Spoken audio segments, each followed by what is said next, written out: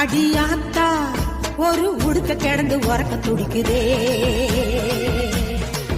விளையாட்டா கயிறு போல உடம்பு முறுக்குதே, கொத்து சட அதில் நாகப்பட அடி ஓயாம சீருதம்மா, பெண்டுகளை குல பெண்டுகளை அது ஆட்டி படைக்குதம்மா.